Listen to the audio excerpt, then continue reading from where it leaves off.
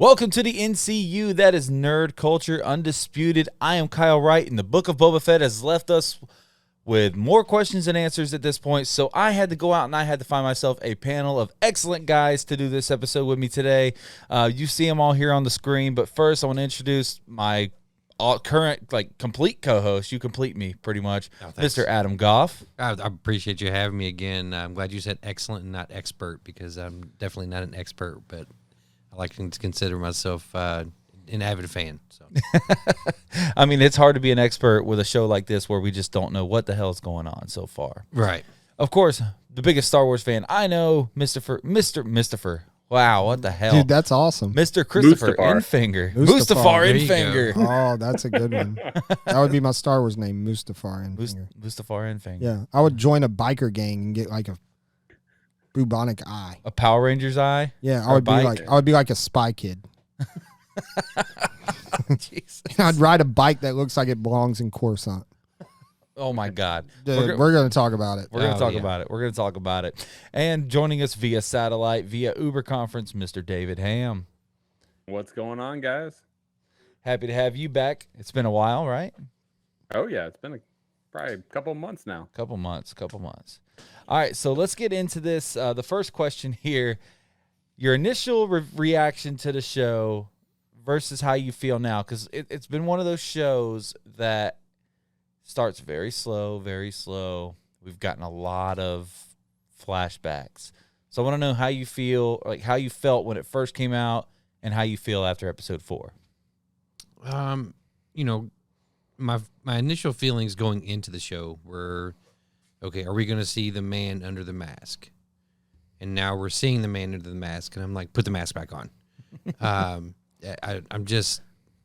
not a big fan of the direction that they're headed right now, and maybe I'm wrong. Maybe they're going somewhere, and again, I don't know, but maybe it's leading us to somewhere just absolutely incredible. And I would like to think with Jon Favreau that that's the case, because pretty much everything that guy touches turns to gold. But it's been a really, really tough road watching all the flashbacks and not a lot of dialogue. I mean, you're seeing where he crawls out of the Sarlacc pit and all that stuff, and it's very cool, because that was always one of the biggest questions is, what the hell happened with Boba Fett? He's there 1 minute and he's gone the next. So that there was all that anticipation leading up to the show, and so far I feel like it's fallen a little bit short.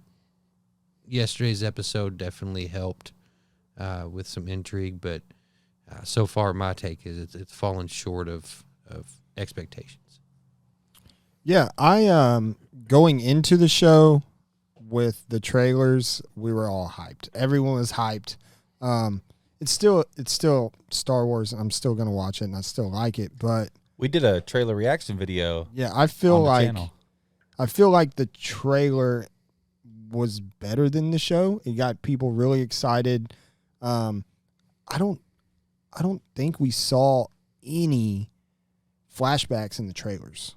So as many flashbacks as we got, which is fine, him spending time with the Tuskens, what happened to him, why he became part of their family, and kind of, you see what happened in Mando, it kind of led into that a little bit. But with what we know Boba Fett to be, I don't feel like it's delivered enough of who Boba Fett really is. I think they're trying to give Boba Fett a new image, which is fine. Just don't screw up somebody who is already a legend and take some of that away from him. Agree with that.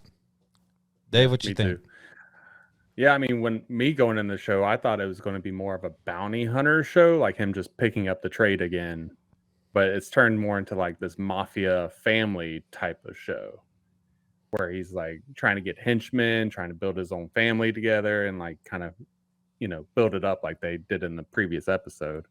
I don't know.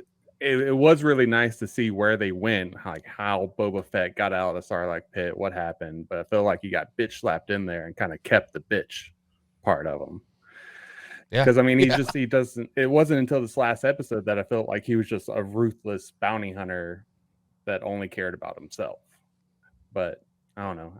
I do enjoy the lore of Tusken Raiders and all the world building that we haven't had on Tatooine before. But that's about it for me. I mean, going into it now, I mean, the last episode brought it up about 2 points on my scale. I would say it brought it up to like 0.3 on mine.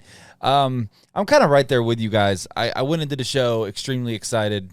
I mean, you guys, I think I've revealed to you guys before, like Boba Fett was my all-time favorite Star Wars character, and it's a guy that's had like 90 seconds of screen time, and I've always wanted more Boba Fett. Like I kill it on Battlefront with him, all the Star Wars games, the Bounty Hunter games, all of them. Like Boba Fett was always my go-to.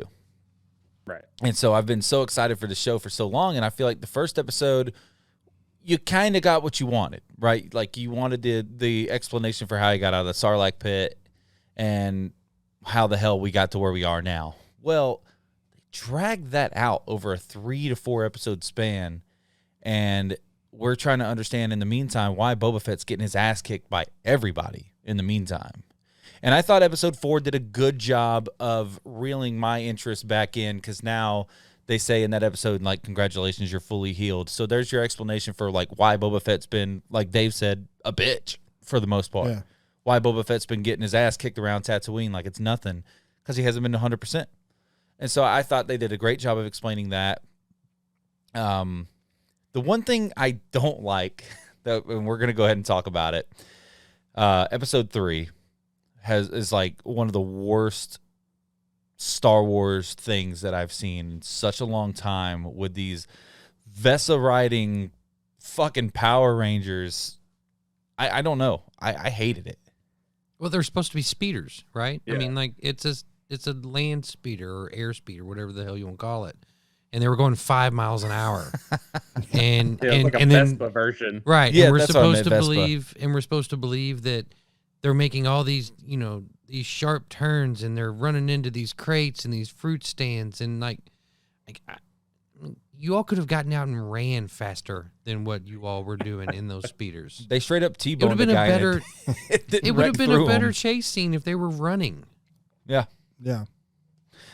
I know you didn't like it either. I thought it was, if it was happening on Coruscant, because these bikes and these kids, because they look like kids, they got to be, in Star Wars maybe 25 years old. They're broke, but they say in the show, we don't have no money, there's no jobs. So I guess they're kind of like spying on the Pikes or whatever the heck it is they're doing. But you have these fancy bikes, and then you have all these fancy mods on you. So what's going on? How did you get those things? If they were on Coruscant, I understand it. It's still Star Wars to me. Yes, I just feel like it's very out of place for this show in particular. I don't understand why Boba Fett would ever have these type of people working for him. His personality doesn't seem that way, unless he was just desperate to have, 4 Vespa riding Spy Kids, I guess is what I want to call them. Like, they remind me of the Spy Kids movies. And I was just like, I don't get this part. Just because of it definitely wasn't Tatooine Star Wars to me. Unless Favreau's kind of going for like this weird, these kids see what is going on in some of the mid-rim or inner areas, and they're trying to be like them or something along those lines. Maybe, I don't know. I didn't get that part. I think they could have left that out, honestly. And I mean, they all got their asses handed to them. Yeah. So by what, in my opinion, has been the best part of the show. And, Black K being in the show, I think is huge. I think there's a reason for that. I think we're going to see more of him, and I'm pretty stoked about him being in the show. I feel like he is the best part of Book of Boba Fett so far. Chris Anther? Yeah. What were you about to say, Dave? Well, I think the speeders, I think why they're broke is just because they keep modding themselves over and over and over. Yeah. Like, they keep tricking out their bikes. They keep adding on to them. Like, they want, like, Star Wars traditionally has been like, hide your modifications. Like, no one wants to know Like if you lost a hand, you want to hide it with fake skin. And these guys are very proud of their modifications, and it's always just about that next upgrade. They're almost like junkies in that way. But I don't understand the bike chase at all. But I understand the modders as characters.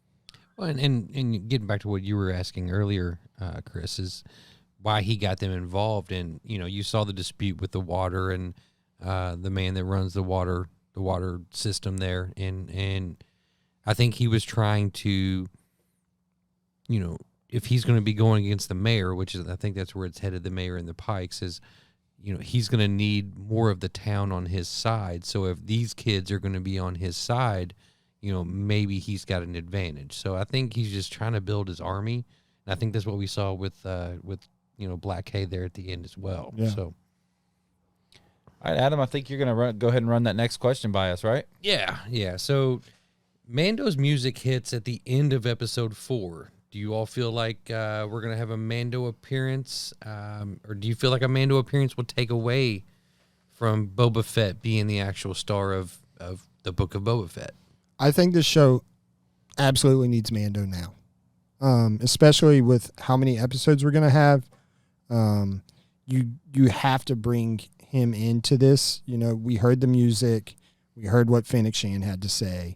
We know where this is going. If you do that, and you don't bring Mando in, there's going to be a lot of upset people. I will be extremely upset if Mando does not show up. Simply because we know that, Mando's helped Boba and Boba has helped Mando. Let's see what happens here. Now, is Mando going to show up with Blacksaber? What's this going to do?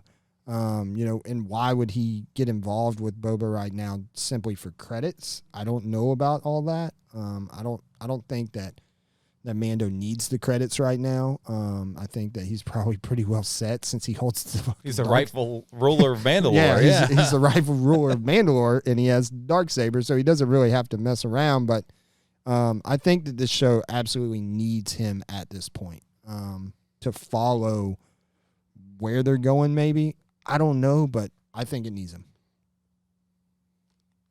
Dave? Right. I mean, yeah, I think he'll show up. For sure. I don't know exactly what his role will be because, like I said, he just got the Darksaber. He's dealing with that whole Mandalore situation. But Boba Fett does need an army, and he would be a good army because I don't think he can just recruit 3 or 4 guys and fight the Pikes. I don't think this is right. I think he needs a multiple groups of people to do this war for him because they keep saying they're going to war, and if they only bring in 6 dudes. That's not really going to war to me. That's just kind of a feud. But I don't think it takes away. It will be I think it does need a cameo like this. But I mean, the MCU or Disney's all about cameos these days. So yeah, I don't really think it's going to take away from them that much. No, I agree with that. I don't think it's going to hurt Boba Fett at all, just because Boba Fett's that character that we've had around for a long time. But this is a conversation that I've seen being had, so I figured that we needed to talk about it too. So, but I don't think it's going to hurt Boba Fett. I think he's such a high-profile character in himself. And like you guys said, at this point, this show kind of needs Mando. It needs that uplift, which is kind of crazy to think about. We need this character that we were introduced to 2 years ago to help us with this character that we introduced to 40 years ago. But we need Mando at this point. He needs Mando. It makes sense for the show. I hope that the next episode isn't just like, hey bro, what you doing? I need help. Cool, I'll be there. I hope that he goes to Mandalore, actually leaves Tatooine and goes to get Mando, if that makes sense. Yeah, we haven't seen anything off Tatooine yet. No. Right. Well, and I would love to see Mandalore on screen. Right, a live action Mandalore. Especially with the state that we believe it's in right now, because we haven't seen it since season 7 of Clone Wars, the last season of Clone Wars. We haven't seen what's going on Mandalore since then. So, and we know it's kind of the Empire's screwed it up and some things have been going on there, but we haven't laid eyes on it yet. Right. So, I mean, it would be great if that was the next episode. And I mean, of course, I've got some theories here in this next question that we're going to talk about. I don't think it'll just be Boba. What you got, Adam? Well, in terms of the Mandalorian showing up, I think it's necessary, obviously, in this. Number one, not just because, holy crap, this show needs an infusement of excitement, but if you're going to be creating this, what Marvel's doing with the MCU, if you're going to be creating this TV, live action universe, then you've got to be able to tie them together. And Mando is obviously the key to doing all of that. Now, there's been speculation out there that Katie Sackhoff is going to be getting her own Bo-Katan kind of spinoff. So do we see a Mando bringing Bo-Katan along as well? I don't know. But I think we're definitely looking for Mando to make an appearance. Hopefully, like you said, it's not a, hey, I'm here, by the way. Thank you. Good to see you. I'm all right. I'm out. Hopefully we see some real action when he arrives. I mean, we have 4 episodes left, so you have to imagine at some point it's going to, that final battle is going to be the final episode, maybe the final 2 episode and a half, however we go about it. So the next 2 or 3 episodes have to be a build-up. Recruiting episodes, pretty much, I would think. Yeah. So we're going to see some people in the next couple episodes. Well, that'll give a segue for your next question. Yeah. So the next question is going to be, since we assume Mando is coming, what other cameos could we see? Dave, I'll give that one to you first. I mean, there's a lot of possibilities. Like I said, I think he's recruiting an army and not people anymore.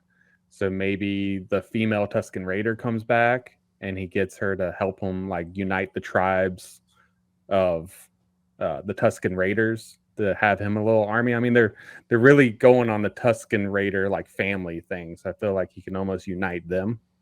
Then we haven't seen one thing we haven't seen from Solo the movies, the Crimson Dawn. What's Kira up to? What are they doing?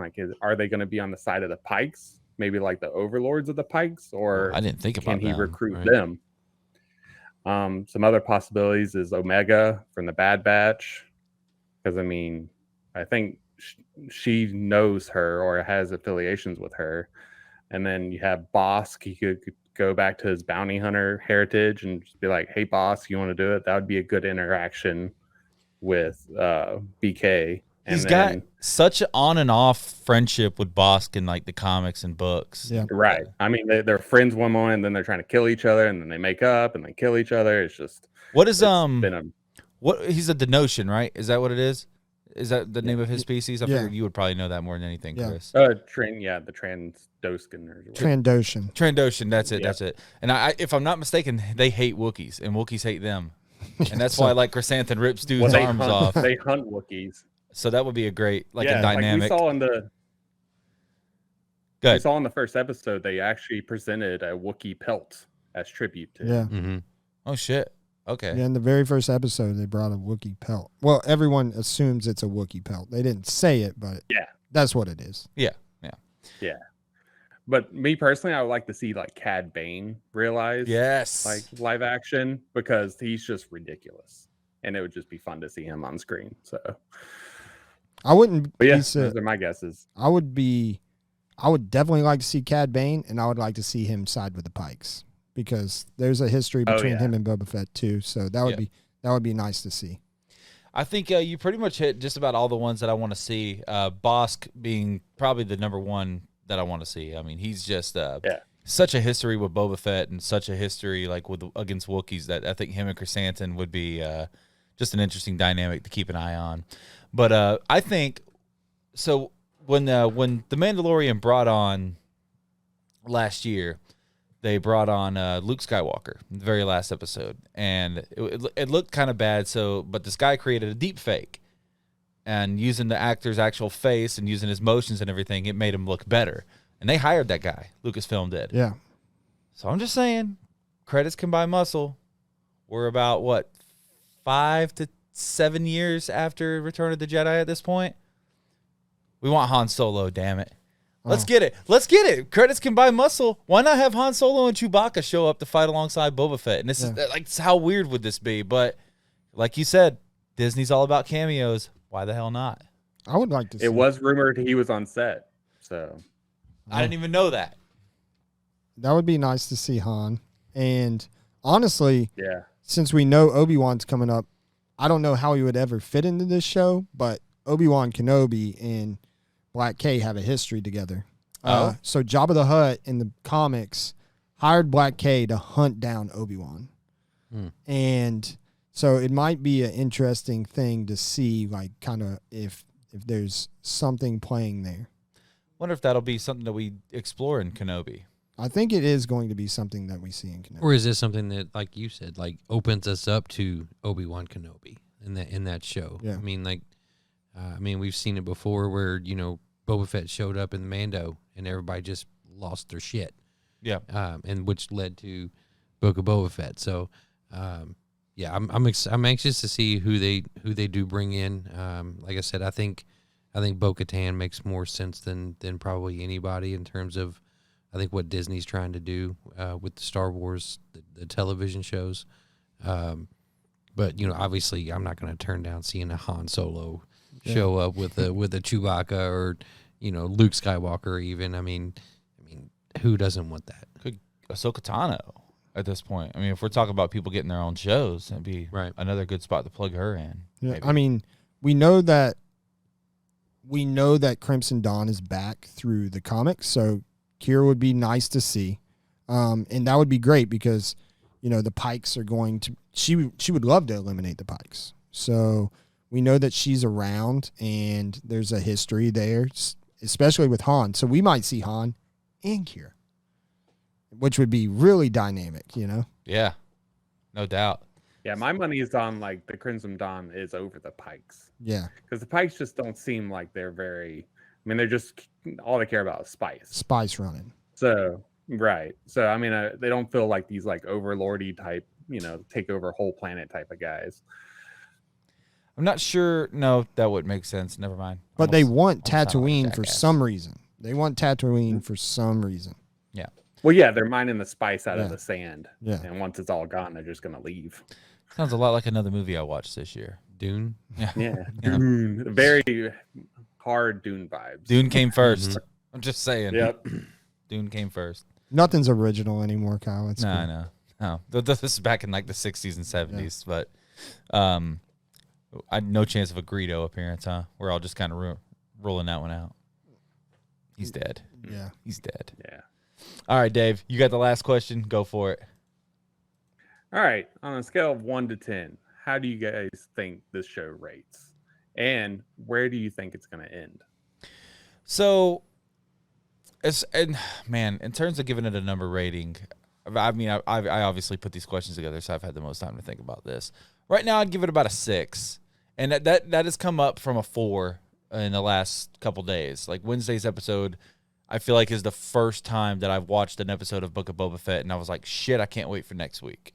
And maybe that was because of Mando, but now it's also like my favorite character is 100%. So now I should be able to see the badass side of Boba Fett that I've been wanting. So hopefully that happens. In terms of the show's ending, that's what I'm just going to predict. I'm going to predict the next couple episodes are recruiting episodes. We start the battle at the end of episode 7. I think it's an 8-episode series. We'll start the battle at the end of episode 7, and then episode 8 will be like an hour long. We'll have a big battle. He'll send everybody on their way, and he rules again. Maybe Fennec goes off, and she'll get her own show too. And I bet he meets Omega at the end. Okay. All right. That'll be like post-credit scene kind of shit. I think right now I'm giving it a 5. Like you said, the last episode did, especially with the Mando music, make things a little more interesting, a little more intriguing. And again, like, how much screen time of Boba Fett have we had before these TV shows? Not very much. The lore on him was, he was the best bounty hunter. I mean, we saw him when he was a kid holding a helmet, there after his dad dies. And then we don't see him again for 30 years. He got more screen time in Attack of the Clones than he did Mm-hmm. in either of the movies that he was in. I mean, Right. they gave us flashbacks. Right. Yeah. So put the damn helmet on. You're 100%. Let's kick some ass. Let's take some names. Let's get some nice cameos in there. Let's finish this series up strong, or this season up strong. Hopefully we push it into a second season that is no more flashbacks, all moving forward, and just kick ass. I'm going to give it a 5. And the reason I want to give it a 5 is because this show was created for Star Wars fans. Non-Star Wars fans would be so lost. They would have no idea what is going on. And it's not like Mandalorian, where everyone was watching it. And Mandalorian recruited Star Wars fans. I think that the recruited Star Wars fans from Mandalorian are not watching Boba Fett. They're just going to be too lost. I think that's why it's important you bring Mando in. I'm going to give it a 5. Where do I think it's going to end? I think it's going to end with Boba Fett meeting his sister. And I would like to see if there's another season, how that dynamic plays out. Because we know we're getting another Bad Batch season. We're going to see where that goes. Maybe this show ends and plays into that. So I think it's going to end with a battle with the Pikes. Obviously, Boba and them are going to win. I think we'll see Crimson Dawn, and I think Crimson Dawn's going to be a big reason why they do win. Yeah. And Dave. All right. I would, before this last episode, I would give it a 5.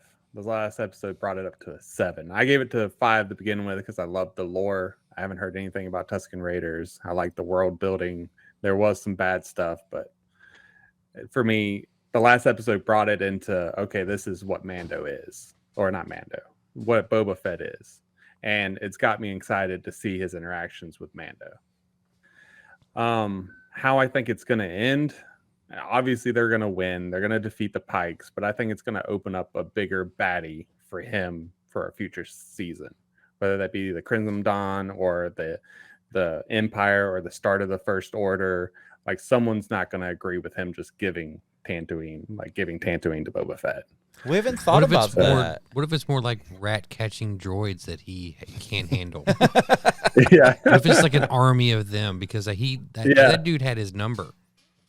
Yeah. Right. What about the direct homage to General Grievous in the last Oh, episode? with the chef. chef. Chef. I was like, just Chef Grievous over here. Right. Jeez Louise, Yeah. man. Hello there. And General then Fennec Fett. saved the day again. You know, Boba Fett saved Fennec one time. Fennec has saved Boba Fett's ass more times. Like, if she wasn't around, he'd be dead. Yeah. Fennec. Good old Fennec. I love her. Well, I'm going to go around the table and send you guys out of here one at a time. Adam, once again, thank you so much for being a part of this. And, I mean, we got a lot more coming up in the next couple of weeks. Yeah, I'm excited. Hopefully this show does what we hope it's going to do, and can't wait to talk about it with you some more. Absolutely, man. Chris, always a pleasure. Thanks, my brother. I imagine that we're going to have this same exact cast for our postseason episode of Book of Boba Fett. Yeah. And it'd be nice to see if we were right, if we were wrong, way off. Yeah. You know. We could just kind of like play that as a game. Yeah. Dave, thank you as always. Always a pleasure having you on Yeah, here. no problem, man. We'll have you back on for Batman here in a couple weeks. We're only a couple weeks away from Batman. Yeah. Ugh. I heard they trimmed it down from the 3-hour runtime to about an hour 30. So. Oh, really? They cut an hour and a half. Fucking with you. Oh shit! Good Lord. That's what happened to the Snyder cut. Is this Joss Whedon? Exactly. It's so believable, Right. Because it's DC. But if you haven't watched Peacemaker, go watch Peacemaker. Yeah. Because DC, it gave me glimmers of hope. Glimmers of hope. Oh yeah, I'll definitely check it out. Yeah. All right, to everybody else, go follow us on Twitter at NC Undisputed. Make sure you hit the subscribe button, the like button, and turn on that notification bell. That way you guys find out anytime that we release anything.